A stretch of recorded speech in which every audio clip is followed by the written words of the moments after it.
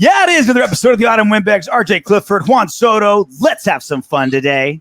Episode 174 of the Autumn Windbags coming at you one day early because we're overachievers. Because we're overachievers, dog. Some people like to do things late, you know. Dog ate my homework. Oh, should have like no. We're coming a day early. That's why I'm wearing my one more sleep shirt. Thank you, John Anik. Swag. Not because we're overachievers. It's because I have a flight to Vancouver Wednesday night when we record. So I figured, let's do it one day early, right? I like to come early. Vancouver, the Paris of Canada, I guess. I don't know. It really is. I mean, it's by far my favorite Canadian city.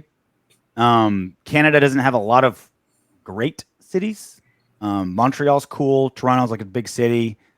Winnipeg is the coldest I've ever been in my life. December in Winnipeg. I've never been colder. Mine was February in Rochester, Minnesota, which is like pretty damn close to the Canadian border. You gotta understand this. Winnipeg is like North Dakota. Like however cold you are in South Dakota, you're colder in North Dakota, and you're colder in Winnipeg. Vancouver's at least like on the Pacific West, like the most southern west part of Canada. And it's a great city. Like imagine San Francisco, but not as douchey. better weather and nicer people. Like that's kind of Vancouver. Still a lot of homeless. A lot of homeless. Dude, in Seattle, the homeless situation there is like they're all wearing North Face shit. Like they're in like the freaking badass public library. They're just like, I'm gonna look for a job, you know. Where else are the homeless gonna masturbate than the public library? True. You know what I mean? You need that fast Wi-Fi. So you guys get to benefit from my hectic travel schedule and why I have gray ball hairs. But the big question of the day, and we asked this to Vic Tafur last week, and I thought, I think we need to dive balls deep into this question because it's an important one. It can't be a depressing one, but I think it's an important one. We all know who the best player on the Raiders defense is. That's pretty obvious. Biggest no-brainer. Max Crosby's absolutely earned it. So who is the second best player on the Raiders defense? Question of the day. It's pinned in the comment section. Let us know. Who is the second? We're not even going to ask who the best is. If you say anyone other than Mad Max, you're excommunicated from the Windbags. Who's the second best player on the Raiders defense? And we can go multiple ways with this, and I kind of leave it open for them. Like it could be, who do you want to be the second best player on the defense? Who has the potential to be the second best player on the Raiders defense? Who is right this second? Like if we lined up and week one started today, who would be the second best? You are free to digest that in any way you see fit. We don't like to minimize, right? Keep things open-minded. However you like to answer that question, you can. Who do you think it's going to be? Who should it be? Who is the potential? Who is it right now? Whatever criteria you'd like to use. Whatever floats your boat. We ain't going to hate. No hate over here. Never that. Tafur said Chandler Jones, which isn't the wrong answer. Because really, it's a different perspective, man. Like if your perspective is, Chandler got better as the season went along. Never got great, but got from bad to okay. And we also view him on a sliding scale because he's paid so much. He's paid like a Pro Bowler, but he plays just like a regular starter. And even being a regular starter on this Raiders defense makes you one of the best on the defense. Regular guy. So it's kind of like, it's like, that's kind of a depressing. Maybe the price tag kind of adds to that. Anyway, he said Chandler Jones, and we didn't get into it. I want to get into it now. Soto, number two on the Raiders D. Number two.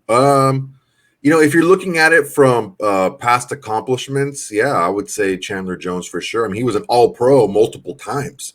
So past accomplishments, he's number one. Yeah, number one. Yeah, longer career, right? I mean, if you take that into account, if you're not looking solely at that, just taking into account, it'll be Chandler Jones. But he had the coolest defensive play of the season when he just dropped his nuts on Mac Jones's helmet on his face mask and beat the pads. the last 6-8 games or so of last year, he recovered a few fumbles. He scored a touchdown. He had, I was like 4.5 of his sacks were in the last half of the season. I mean, he turned into the player that we were told he was in the first half of the season. Like, well, his stats aren't really showing it, but he's contributing. He's getting penetration. He's getting like, it's like, no, he wasn't. Second half of the season, he became that guy. The guy that's like, well, like, he has some stats, but he's contributing more than the stats say. That was him second half. I mean, look, it's really difficult because the players that we have to choose from, like the logical choices, right? They're coming off of down years, maybe because of play, because of injury, both. I think Hobbs and Deablo are probably two of the best choices. And they're both coming off of injury-plagued seasons, up and down play for Hobbs, coming back from injury. Deablo didn't come back from his injury. From what I've seen, is probably going to be Hobbs from the play that he showed his rookie season, and hopefully he's ascending. I would probably go with that. I think when he was healthy, he played better than Divine Deablo did. I think Nate Hobbs, if you just took like the football player like out of the bubble, right, and just kind of like, all right, of the 11 starters on the defense, top 15 players, whatever, and you just inserted them on any team anywhere, who would do the best? I think it would be Nate Hobbs. Obviously second to Max, right? I think Nate Hobbs, you put him at slot receiver in a scheme that, on a scheme that fits him. I think he produces better than everybody else. But they want him playing outside, not because that's where he's best. It's because that's where he's needed. I don't think there's no question corner is our weakest position in anywhere on the field. Cornerback is by far the weakest position. Like if Nate plays where he's supposed to, what's weaker? Linebacker? Linebacker's bad. Divine Deablo. It's not good. Not good at all. Take your pick. You're not wrong. Right? Like a double-headed freaking quarter. It's like it's gonna be heads. Either way you pick it, it's gonna be right. I feel like Nate Hobbs should be the answer, but because he's playing out of position, and also because I feel like the secondary is so bad, he has to carry a lot more dead weight. I mean, it might be Tyree Wilson, just because he's going to be playing like either over the top of Max Crosby, opposite of Max Crosby, alongside Chandler Jones. You know what I mean? Like he's going to be surrounded by better players, and they're going to if you're the right tackle for somebody and it's like, all right, who would I block, Max or Tyree? Like he might get some, he could have some really good plays for us just because he's in a much better position to succeed because edge is by far our best asset at defense. It's a tough question. Even as a rookie coming off of an injury who's going to be late to camp. Yeah, it's a tough question to answer because there's the only other proven player on the defense. We only ask the hard questions, Soto. We only ask the hard. We don't none of these softball shit. We're the Autumn Windbags. I mean, did O'Connell really look like Farva from up close? That's the stuff that people want to know. That's big J journalism that you were getting out of Vic Tafur last week. And he stood in the pocket and he fired right back. So big ups to Vic. I know, man. No, not really, not at all. You can't tell me what I see. Yeah, it's not a lie if you believe it. Yeah, lie to girls, don't lie to me. That's my motto. You don't lie to your dad, you lie to girls. What movie is that from? That's great comment movie. section. Great You've said that line on this show before. So if you're a long time listener to the Autumn Windbags, you know what movie is that from. It's a great movie. You don't lie to me, lie to girls. Who do you want to be the second best player on the defense? Like what's the best? I would love it to be Chandler Jones. Because if you have Chandler Jones and Max Crosby at the same time firing, that is going to make the entire defense better. Yeah. Because Chandler Jones, the small snippet Chandler Jones, pressure, sacks, he always recovers fumbles. Like every single season, he recovers fumbles. He's always around the ball. You got that veteran savvy. Fumbles. Yeah, it's like if he's able to be 80% of what he was at his peak. That is absolute plenty with Max Crosby on the other side. So if you have those two guys on the edge, which is what they wanted to bring him in as, I can see that being a huge, just kind of like a boost for the rest of the team. Love that answer. Absolutely love that answer. I also kind of would love it to be Nate Hobbs, just because the secondary is in such desperate need of a playmaker. Like if Nate Hobbs, turns it around, it's like, hey, remember rookie year, he looked awesome. He was ascending. Second year injury, that was mostly it, right? It was the injury, man. That was mostly what slowed him down. I'm not worried about him as like a player. No, injury was the biggest issue. And let's say that ascension is true. It was just the injury, and he's like, potential Pro Bowl type guy. Man, does our secondary need that? Like it would, like, to throw a quality player back there would be so big for this team. So yeah, Chandler makes sense, because that's going to make, if you can have two great edge rushers, your entire defense changes. Everyone's workload drops 20% when you have two like Pro Bowl edge rushers. Yeah. I just think that Chandler and Max being at some sort of similar ballpark as far as production and play go is going to make everybody in the secondary better. Nate Hobbs, him being good doesn't really affect everybody else in the secondary. It's just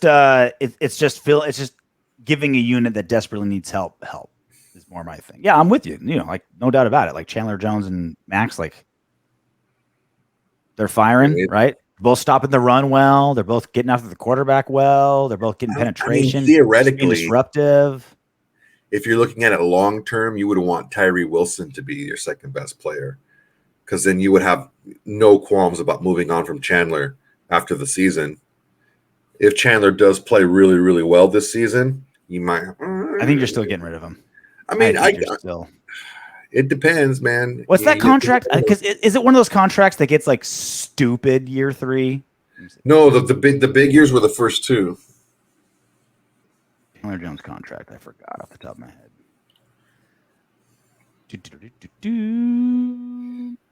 Where's my one more sleep T-shirt? It's freaking ridiculous.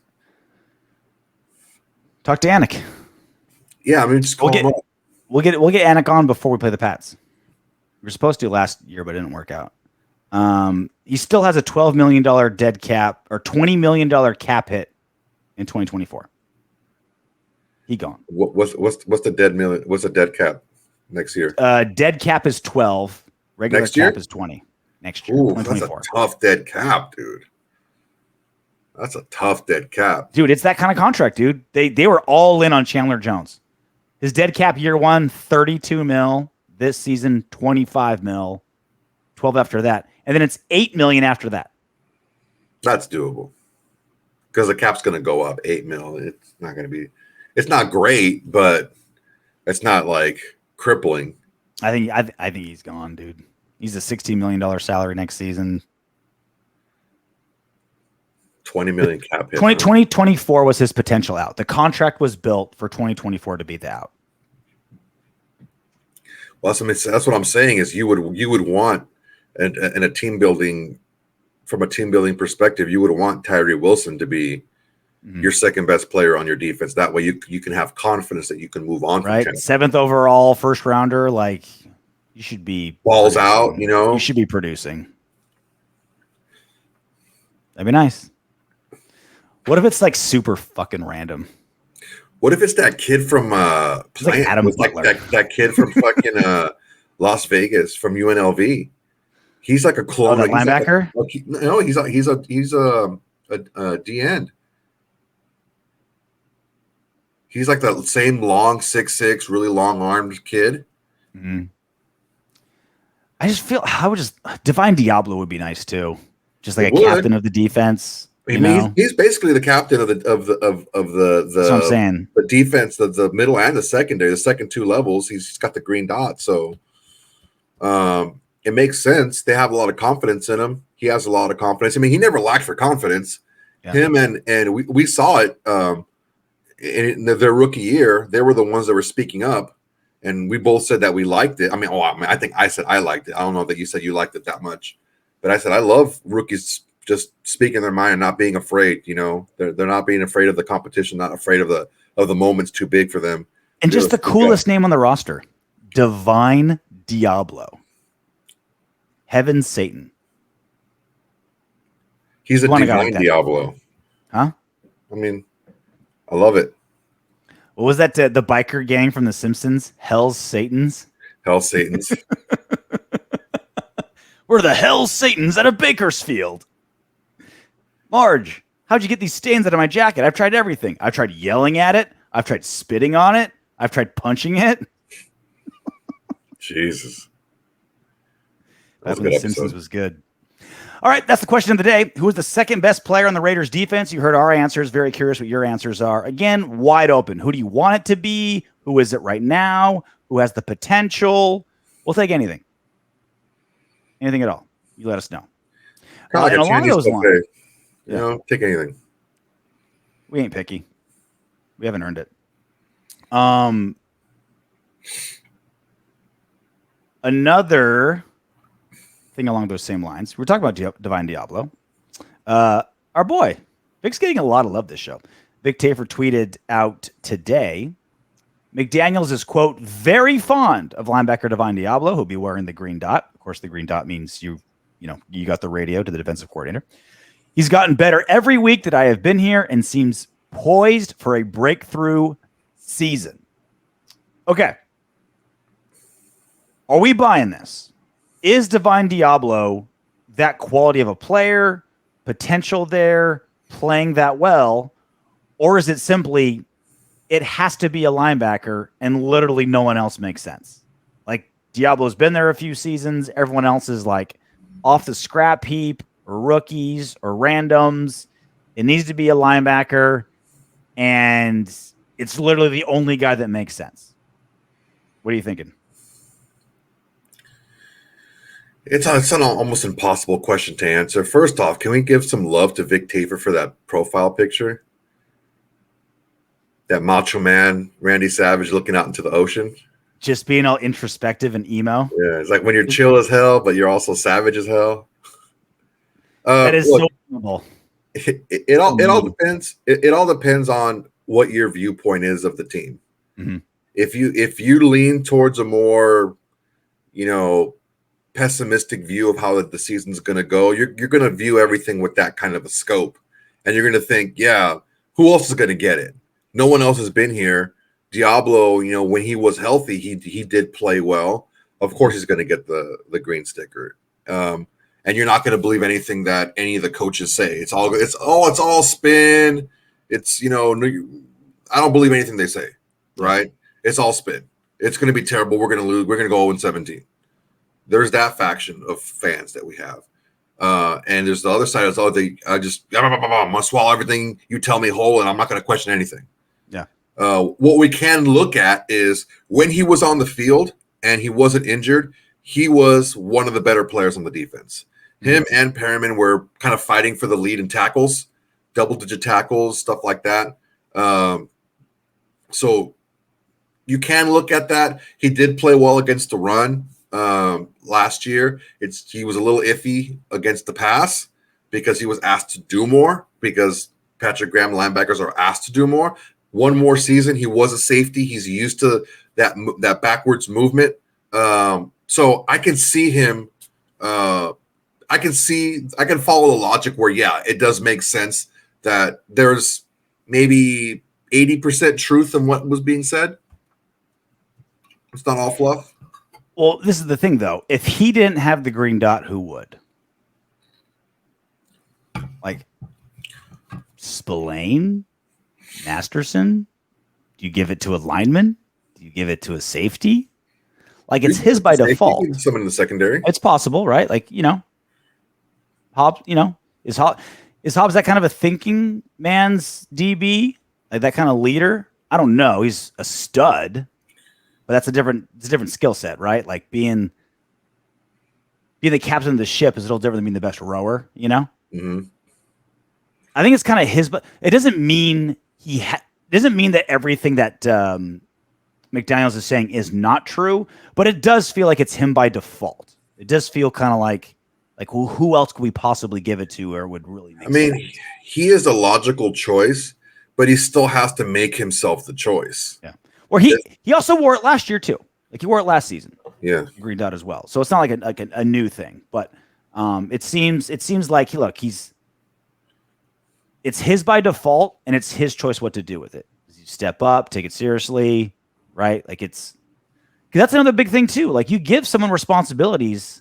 Like my I got a neighbor who's got an 8-year-old boy, and when we're on the road and the wife's on the road, I give him $20 to pick up our dog poo, right? Because feed the dogs, pick up the poo, just kind of make sure they have water, and he's kind of he's a great kid, but it's 2023.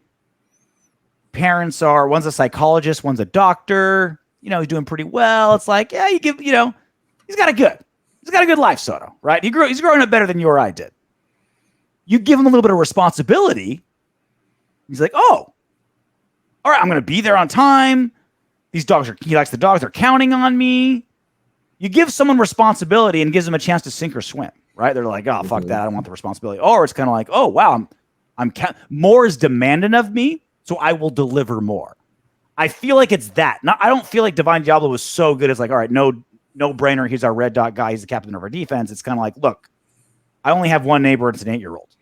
You're the man. We really only have one guy that makes sense. It's you, Divine. Deliver. This is your chance to deliver. Yeah. Again, if he was like the only incumbent linebacker that started games for us, not due to injury, and let's say he was a knucklehead, I don't think he wouldn't be given, The second time around is a nice sign. Yeah. It's like, hey, you try, tried it last time and last year. Let's try something else. So I understand both sides of that, and they can both be true. It could be that he's really the only logical choice, and he's also displayed the that he's earned it. So that's a perfect world. I'll never get jaded on how cool his name is. Divine Deablo. Is that his name? Perfect. Yeah. Wow. Read it. Deshaun Reed of The Athletic tweeted out, Raiders, I don't see it mandatory minicamp today. He listed them all. Jimmy Garoppolo, Josh Jacobs, Michael Mayer, O.J. Howard, Jakobi Meyers, Justin Herron, Tyree Wilson, Jordan Willis. So everyone on this list that isn't at mandatory minicamp today, because today was the start of mandatory minicamp, right? Not optional. Today, June 6th, mandatory minicamp started. Everyone has to be there. That's on contract. Josh Jacobs is the only one that isn't currently under contract. He was given the franchise tag. He has yet to sign it. We'll get to that in a second. Everyone else isn't there because of some version of injury. The ones we know for sure, obviously we know what's going on with Jimmy Garoppolo. Is Meyers signed? Yeah, everyone has signed. Okay. Everyone has signed. The whole rookie class, everybody. Perfect. Jimmy Garoppolo, we know about the foot injury. Tyree Wilson, we know about his injury. The other ones we didn't. I didn't know Michael. And again, we don't know the degree. We have no clue what the degree is. But Mayer, Howard, Meyers, Willis, Herron, some level of we're not going to be on the field today. Not a bad lineup in that situation. I want to know what's going with Mayer. That'd be nice to know. Yeah, I didn't hear that he had any injury issues. Maybe he had diarrhea. Explosive? Is it explosive diarrhea? I mean, what if it was just a runny thing where he lost? Then you play. If it's runny, you play. Bro, if you lose the grip of your butt, that's just an oozing, a constant ooze. Have we ever seen an NFL player shit his pants? Yeah, on the NFL field. Yeah, that dude from the Seahawks did. Was it a long time ago or recently? It was a few years ago. It was like maybe one of the. I remember a lot of vomits, a ton of vomits. Yeah, there was one of Russell Wilson's first seasons. A defensive lineman shit himself. He just saw. So it was like a decade. It was like 12 years ago then. Yeah, I mean, I guess so. Okay. Yeah, well, we saw Donovan McNabb throw up at the Super Bowl. Yeah, the vom is out there. Like vom's easy. I love a good vom. We haven't seen a good vom in a while. These guys are getting better shape, bro. I know. It's always like, how did the quarterback throw up? Like, you're doing literally the least physical activity. Like, again, you're playing football at the professional level. You're doing more physical activity than I have done in the last month. But of everyone on the field, you got wide receivers sprinting every play. You got fullbacks running head first into a pile of bodies every play. You got guards pulling, trying to chase down linebackers every play. And then the quarterback's the one that voms. He's like, all right, 3-step drop. That's why your boy T.O. was like, man, I don't know about this guy. Yeah. It's like, dude, you're gonna vom from that? You're gonna vom from that? What's that mean? Really? You sure about that? That's like sure about that? That's like getting blown up in the warm-ups. Yeah. Bad look. That's a bad look, man. Real bad look. You got to keep that game face on during warm-ups, because if you look, especially where RJ and I train, if you blow up during warm-ups, like the sharks are in the water. Like, okay, yeah. I'm going to go with that guy. That guy's already blown up. That's going to be an easy night. Mm-hmm. Well, I also think too, like, you have so much downtime in football, like, and you can just call, like, you can just wave yourself out. You know what I mean? Like, if it's a UFC fight, it's like you don't have a timeout. Like, if you have to shit your pants in the middle of round 2, like, you're just shitting your pants. You just Tim Sylvia it? Yeah, you just like Yoel Romero, Tim Sylvia, Justine Quiche. Look up Justine Quiche. Oh yeah, like we've seen. One. Oh my god, I really hope our listeners are in the middle of a meal right now. We've seen a lot of fighters like a brown stain on the shorts. Justine Quiche was the one where like stuff came out and flung. Like it had centrifugal force that sent it in a direction, and you saw it. It's a rough business. In all fairness, though, the worst shitting we've ever seen in the UFC came with the best way to handle it, because she just totally embraced it. Like, she tweeted like that night, like, "Oh man, what a shitty performance by me." What else can you do? You shit your pants on national television. It's like, you got to lean into it. You're like, "Oh, it never happened." No, that's not true. It was just like 4K, strap of underwear. We got it in 4K, sis. Yeah. We were just talking about this on Saturday. I had a bunch of fighters fight on Saturday, and we were talking to one of the coaches that another promotion was a female fight, and one of the chicks just started pissing all over the place. Mid-fight. Like mid-fight, she was throwing kicks, and you just see freaking piss flying everywhere. We're like, holy Maybe she was squirting because she was so turned on by how well she was. I don't know, man, but that shit stunk like piss. She must have had some asparagus or something. It's insane how quickly asparagus gets into your system. Like, if I have asparagus, 90 minutes later, maybe less, immediately start to smell it. Yeah, asparagus, a couple of Sierra Nevadas, you got to piss. Like, oh, there it is. Our bodies really are a wonderland. It's incredible. Yeah, man. Speaking of piss. So Josh Jacobs, the only current player on the roster not under contract. Here we are in June, early June. Mandatory minicamp has started. When we were talking about this, we were both pretty like, okay, let's figure out what we're doing sooner than later, but we're not going to freak out. There's no DEFCON 2 going on. He's now starting to miss days of mandatory minicamp. Where are you on the worrisome spectrum now, June 6th, in the year of our Lord 2023? 0. Even though he's missing minicamp time. Yes. Well, I think we both expected this to happen. Yeah. It's talking point because he's not there, but I think we kind of both expected this. I mean, if we were like, okay, some miracle he signs a team-friendly contract for, let's say, a 2-year deal or something like that. Mm-hmm. We knew that wasn't going to happen. He's going to be gone until the last possible moment he can come back, which is right before the season starts. That's what I'm calling. Why? Why does it have to wait that long? I don't know that he's going to get the deal that he wants, and I think he's just going to wait it out until he comes back. So you think the Raiders play hardball, and Jacobs is the one that blinks? No, Jacobs doesn't blink. It's just that's as long as he has to that's as long as he can So you think they don't want to give him a long-term deal? You think it's no. Hey, I don't think that. I think that they're pretty far apart on the compensation for the long-term deal. I think Josh Jacobs wants a lot more than the team is willing to give that position. And I mean, we've seen it happen to better players, to more accomplished players. So you're saying they're going to deadlock on the long-term deal, and Jacobs signs the regular 1-year franchise tag for $10 million?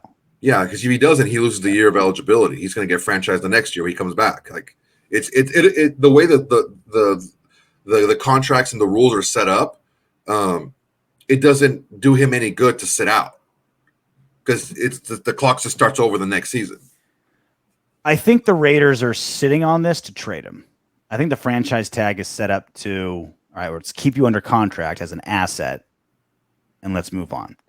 I can't imagine a Josh McDaniels team, a Josh McDaniels offense with a $10 million running back.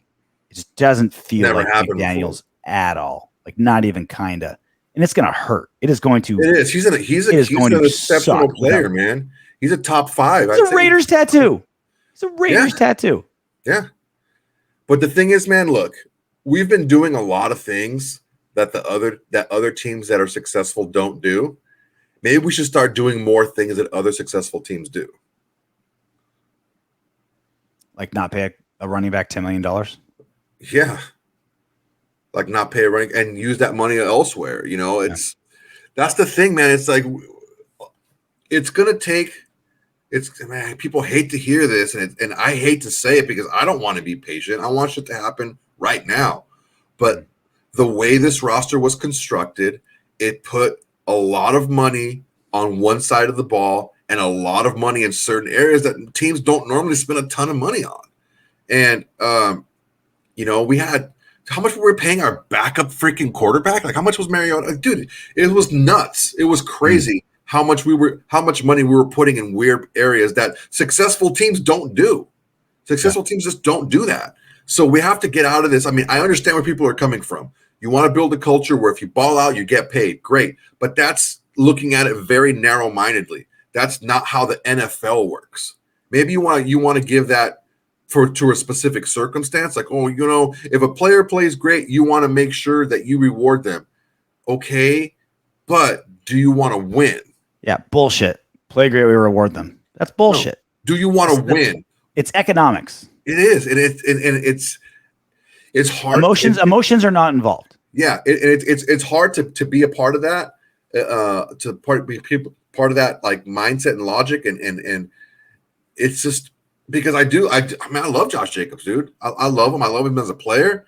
I would love for him to stay with us long term, but it's just he knows what his value is, and he wants to get that somewhere, and I think he'll get it somewhere.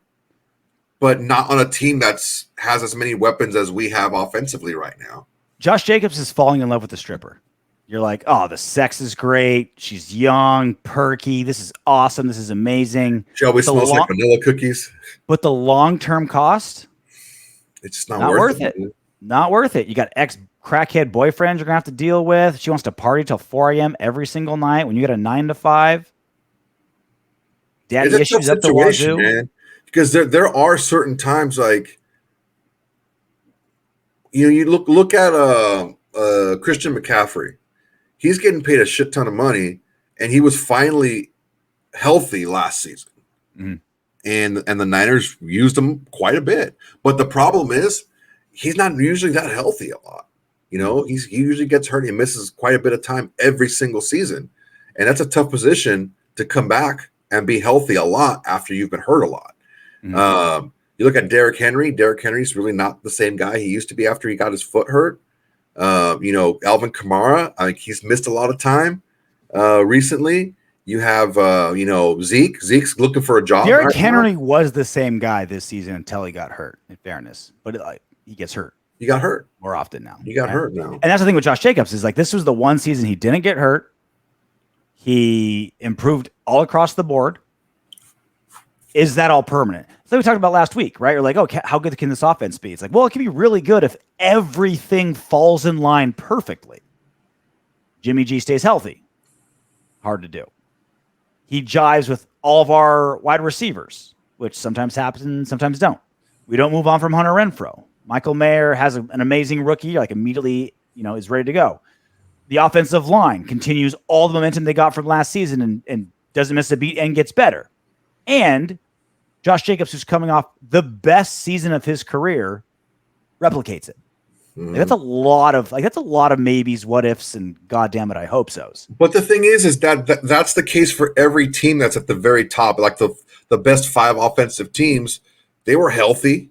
They had guys that they weren't counting on to produce well above what they thought. That's not entirely true. Like, you look at the Chiefs, who lost like Tyree Hill, and they got better, right? Like, they didn't need everything to work out. They had a 7th round running back ball out. They had as long as they have Andy Reid and Patrick Mahomes, everything else falls into place, right? There's like a difference maker there, right? There's key components that can overcome everything. We don't have a key component that can overcome everything. We need all moving parts to deliver. But look, we talked about the 49ers. Their big 3 offensive weapons stayed healthy, which they normally don't do. McCaffrey, Deebo Samuel, and Kittle all stayed healthy that year. And they lost their starting quarterback. They lost their backup quarterback. And the 3rd-string quarterback ended up balling out. That they got Mr. Irrelevant. So that plays to my point. No. What I'm saying is they can have so many things go wrong. You're talking about everything in the still deliver. What I'm saying is you're focusing on the things that went wrong. I'm telling you about the things that went right. Those 3 big players didn't get injured. Okay, you got 2 of you got 2 quarterbacks that got injured, and the 3rd stringer comes in and plays better. So it's like, all these things had to fall into place, and but that's my point. There's a system, head coach, and supporting cast and play. Bro, you're missing the point here. You're missing the point. You're missing the point. You're putting it all on the system and the coaches and all this stuff.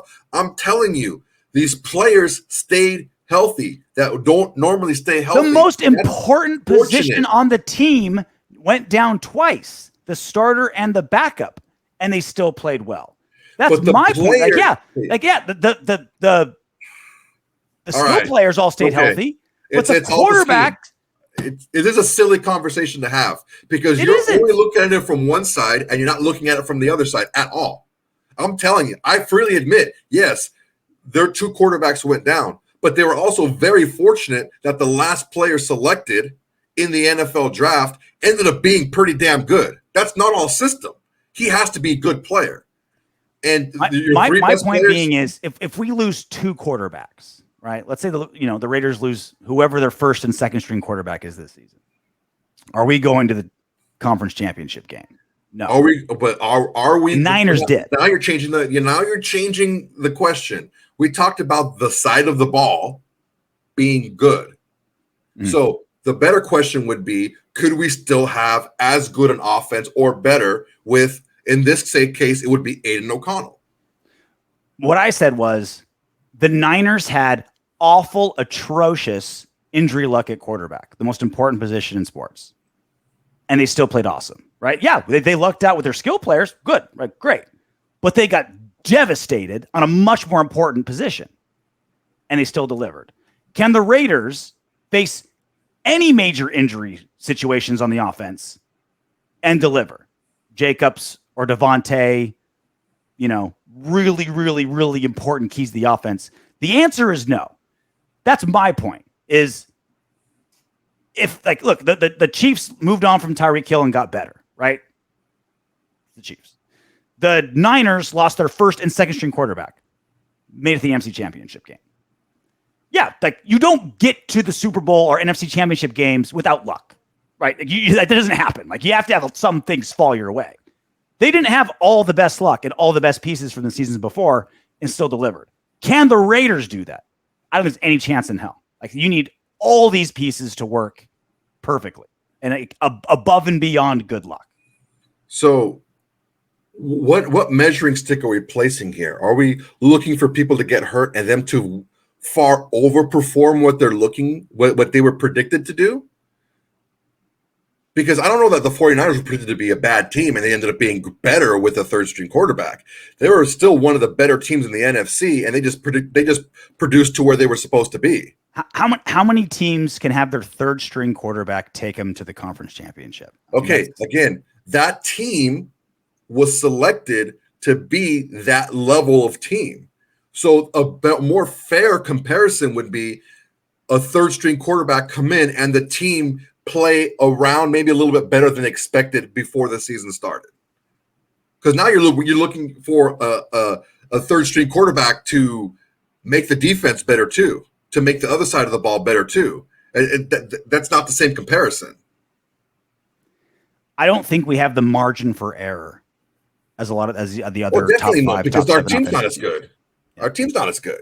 And that's my point. That's all I'm trying to say. That's all I'm trying to say. I think, but the way Jacobs you're saying it doesn't make sense because you're not comparing apples to apples. You're saying, can the Raiders lose the first, second quarterback and make it to the championship game? Well, no, because I don't think they can make it to the championship game with their first quarterback. So we're just talking like the conversation last week was like, can the Raiders be a top? Someone's in the What Up Windbags, they said the Raiders should be a top 5 offense. We're like, okay, what's it going to take to be a top 5 offense? Okay. Literally everything has to go perfectly, and we're probably gonna. If everything goes perfectly, it'd be nice. We could be like 8, right? 7, 8? If everything goes great, right? I think you and I think that Aiden O'Connell can help us be 7 and 8. If we'll take the same scenario that happened with the 49ers. Everyone else stays healthy on the offense. Everyone else produces at their best on the offense. I'm higher on O'Connell than most. To say I'm like he's gonna play like Brock Purdy high, I'm not. That's. We didn't say 5. That would be amazing. We didn't say 5. We said top 10. We said 8. That would be. Fuck, dude! If Aiden O'Connell has Brock Purdy in him.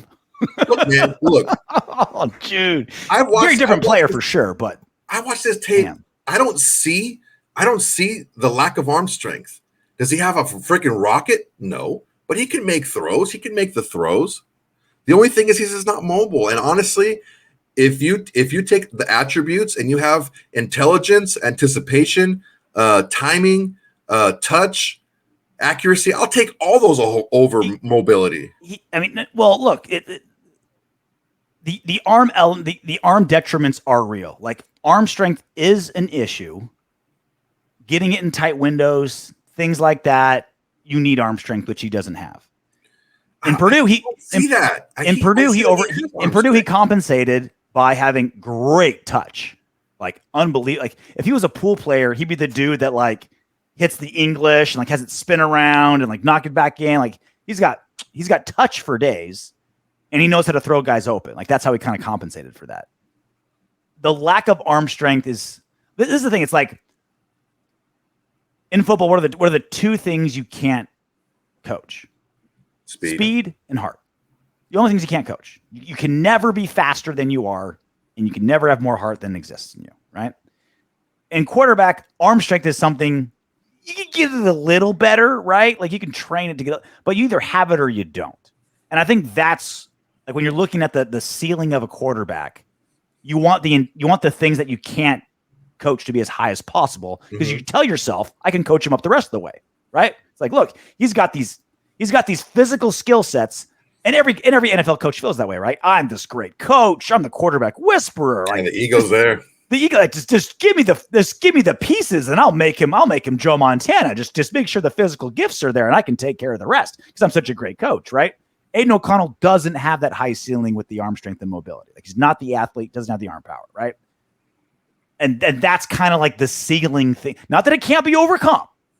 I'm saying the ceiling elements that coaches look for, it just hasn't shown to be there. And he's been able to make up for it at the college level with touch and intelligence and throwing guys open and great like that. And that can take you really, really far. Like not every single good quarterback in NFL history had a fucking howitzer. You know what I mean? But those elements I think are still missing, and you're going to have to work around it. Like Josh McDaniels is going to have to fight. If we're talking like Aiden O'Connell is going to be starting for us next season and leading the offense, but like if that's a situation that happens, you're going to have to cover up some very serious weaknesses. See, I don't think his arm is as weak as people say it is. I don't think he has a limp noodle back there for an arm. He could throw it far, but it's not like a good velocity, right? Like he's not going to like crush a 10-yard out. You know what I mean? Like in a tight window. Dude, he was throwing. There. It's not his style. He was throwing opposite hash outs in college, and the hash marks are further out than in the pro. So it's a harder throw in college. He was throwing it, but he was throwing like a touch ball. Like I'm throwing you open. Like maybe we just saw different tape, man. Because I don't think it's as big an issue as people are making it out to be. I think that the fact that he doesn't have a super strong arm makes it okay. Well, he has a weak arm. No, there's a whole pendulum swing in between those two things, and I don't think it's as close to the weak arm as people are trying to say. I personally don't think so, at least. I think by like starting, again, we're talking about a 4-string rookie quarterback here, and we're comparing him to starting NFL quarterbacks. But like for starting NFL quarterbacks, it's a below average arm strength. Fair, like it's below average arm strength for I don't agree, but we can not agree on things. That's fine. The big story. Speaking of quarterbacks, the big storylines for the NFL. The ESPN loves doing this. They're like, all right, number one storyline for all 32 NFL teams.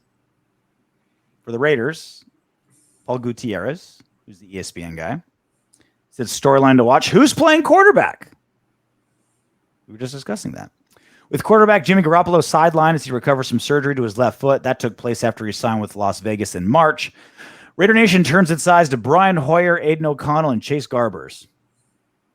Tell me one person in Raider Nation who's turning their eyes to Brian Hoyer. Come on. While Las Vegas bet on Garoppolo being ready for training camp, there remains a possibility that he'll never play for the Raiders, meaning minicamp will give the 14-year vet Hoyer, the 4th-round draft pick O'Connell, or the second-year pro who has yet to take an NFL snap, Garbers, a leg up on the competition. I get that if there's any question about your starting quarterback, any question at all, especially one you just brought in, $33 million guaranteed. If there's any question about him at all, that's probably the biggest storyline of your team. Yeah, it's the most important player in your team. It has to be. Right, and he's a wild card. He's just got brought in, especially his contract. Right, there's still kind of this just simmering. Like he's got to pass this physical before he's actually truly signed. Blah blah blah blah. I agree that this is the biggest storyline to watch because of the stakes at hand. But still, the most plausible scenario is that Garoppolo heals, plays in the preseason, starts week 1. That's still the most plausible. The stakes are so high that if there's a chance that doesn't happen, it's a big deal. But there's one thing to not take your eye off of. Most likely scenario, Jimmy G string plays practices most of training camp, starts week 1, healthy. Yeah, I mean, I think that it would be a huge. I mean, it's highly improbable that he misses any time in the beginning of the year from this specific injury. I think even him missing a little bit of time or coming in late is improbable. I think that he's going to be ready. Ian Rappaport said it. He reported it that the doctors, everyone in the Raiders feels like Jimmy Garoppolo is going to be back in plenty of time for training camp. Just like everyone, like they've been saying, there was a minor procedure to fix something in order for them to feel comfortable with the injury and how it's recovering. And they did it as early as they did to make sure it's going to be ready in time for training camp. I think he'll be ready in plenty of time for training camp. And that's not going to be an issue. Yeah, it's all down to like what we've been talking about forever is before we knew about this injury, Jimmy G's injury history was such a big issue, right? That's the number one issue. It's the biggest issue when you're dealing with Jimmy Garoppolo is can he stay healthy? Because he's literally only done it once, right? And so having this injury on top of that, it just compounds the worries. But that's the thing with Jimmy G is like, even if this specific injury is like fine and ready to go by the time week 1 rolls around, it's like, what's the next injury? And what is he compensating that injury with on another one? Because you get hurt in someplace else. I've experienced in my life multiple times, right? I tweak my right knee and my left hip gives out because I'm compensating for it. He's only getting older. It's not getting easier. So it's the actual foot injury in a bubble. I'm pretty confident. I think we'll be okay. It's just one more issue on a guy with full of injury issues. You're just like, God damn it. Let's just get this guy together with some baling wire and duct tape. Like hold this fucker together for 17 games. Get Iron Man whatever on it the phone. takes. Please. Let's take all the G strings in every Las Vegas strip club and just wrap it around every one of his tendons and just keep this guy together. Let's mummify this dude and get him there. That might work. We're going to do some what windbags? Sure, why not? Taddy, 707. O-line didn't improve. Defense didn't improve. Quarterback didn't improve. Yeah, it's bleak at this point. Did the O-line, defense, or quarterback improve? It's kind of like the first question that we asked, the question of the day. It all depends on your perspective. Mm. If you expect every single person on the offensive line to regress, or most of them to regress, then no, they didn't improve. If you're looking for a natural progression of players in a system for the second year in a row, getting the same coaching, getting the same, you would expect, the good players to stay good. And some of the newer players like Parham, like maybe Munford or whatever to Brandon Parker coming back, who played well in the last couple of the games that he played the year before. You would think just the sheer fact that they've been together for another year, that they're going to improve. Their play will improve. I think that's the most important thing. And I think we're so stuck on the name brands. We're not looking at the production that the players that we do have are going to give us, and specifically in the offensive line. It's a scenario where you look at like when the only improvement you're looking at from a certain squad is that they're together longer. That's something, especially with O-line. Like, all right, the continuity of those five guys playing together generally is a good thing. But when you're not improving the individual players, that is something to consider. Like that is not optimal. Like you want to take your worst players, let them walk, sign new players that are better, right? You always want to do that every single year. Every single year. The worst guys on your team, get rid of them, get better guys. Draft them, sign them, trade, whatever. And there wasn't a lot of that. There wasn't a ton of that. With O-line, I feel like time can improve this squad like a fine wine. Defense, not so much. Now, again, Tyree Wilson picked up some depth also in the draft. I don't know if the defense improved from a really bad defense last season. I mean, I don't know. It doesn't feel that way personnel wise, and I don't know if continuity can make them improve the same kind of way a line does. So I think line just by time will improve. Defense, I don't think so. And quarterback is just purely based on how brittle Jimmy G chooses to be. Yeah, I mean, Derek Carr didn't have a Derek Carr season last year. He didn't have the type of season that we're used to him having. Yeah. So do you feel like the quarterback position can improve as far as production? That's a debate that we can have for 10 hours. Just know that the quarterback position, the bar isn't super high off of the production we had last year. That's the thing we need to focus on here. We don't look at the headlines or look at the name brand. Look at the production that was there last year.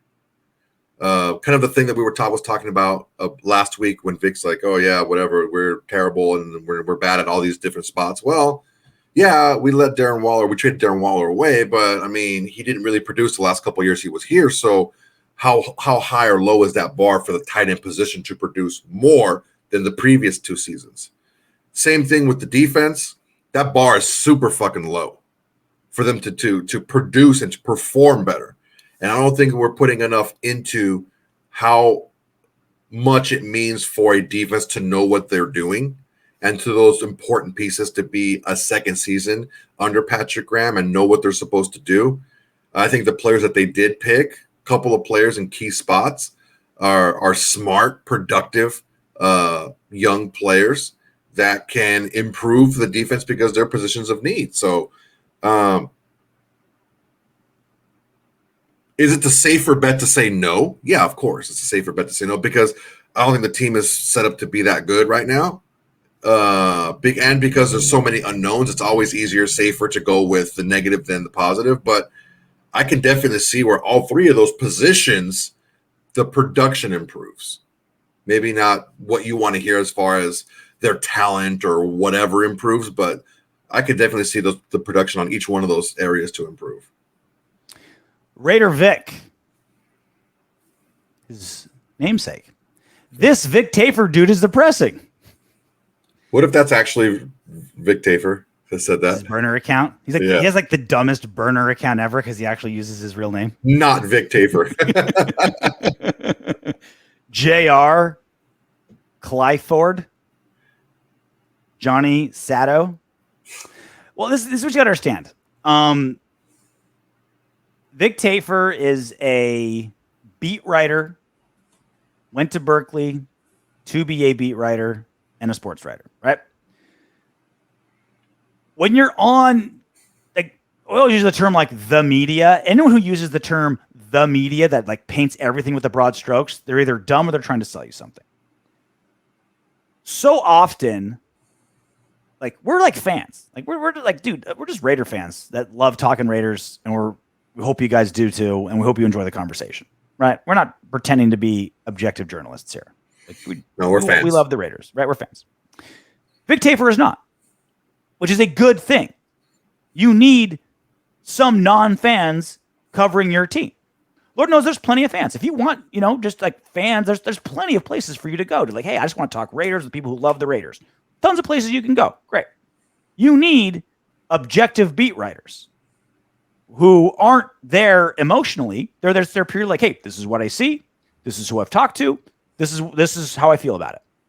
We need that. We need that balance. The good coverage of a team has all of it. Diehard fans that just fucking love everything.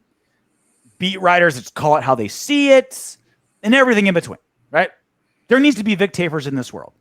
And to be fair, if you're just purely looking from the outside looking in at the Raiders for the last little bit, it is pretty depressing, right? Like, if you take away love for the silver and black and you look objectively at a team that fell to 6 wins last season, and on paper, the personnel hasn't drastically improved, Vic Tafur saying, look, I don't love the silver and black. I'm here to cover the team and give you the facts. This is what I see. This is what I see, being on the field and in the building and talking to players, and this is what I see.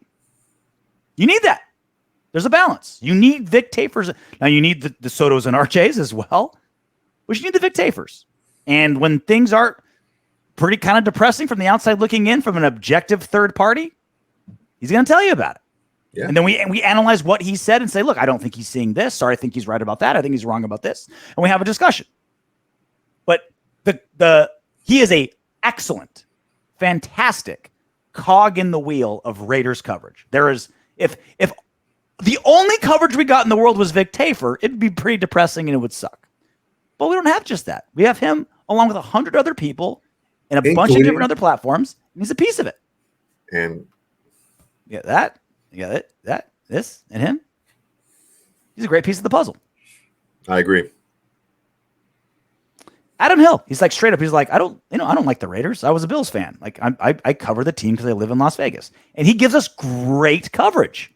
And then we come to us and we'll make it Raidery for you. Yeah, we'll pick and choose what we want, and then we'll make it Raidery for you.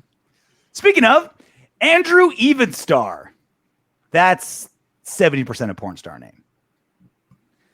Love this damn show. Seriously, this is the ultimate cool bro / cool uncle type show. LOL. I really look forward to it. See, now you're understanding what you need to do, RJ. We need to pump us up. If you don't toot your own horn, there's no music. I sent back the message. I'm like, which one's the cool bro? Which one's the cool uncle? But I feel like that's pretty obvious.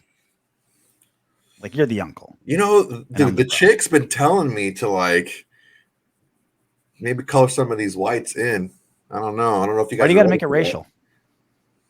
White whiskers. Is that what you call us now? Is that the new word for cracker? Yeah. Look, it's like almost all gray. It's almost all you're gray. quickly going from uncle to like homeless. I'm only 45, man. I know, but that white. Look, it's I turned 40 in 8 days. Not a single gray. That shit looks like fucking shoe polish, bro. You need to stop. Not a single. No, dude. El Natural. More gingery than I hoped, but not white. Well, that's the beauty. I probably do have some white and some gray, but I'm blonde enough that it kind of just mixes in. It's gonna happen to you, man. The red hair goes white like that. Well, that's the thing. I'm going balder faster than I'm whitening, which is worse. But I can always say like, no, I never went white. I just went full fucking cul-de-sac. Look, before it could go just white. promise me one thing. Before you buy that piece from Maury's Wigs, I got to go with you. I got to give you the good opinion on Maury's Wigs.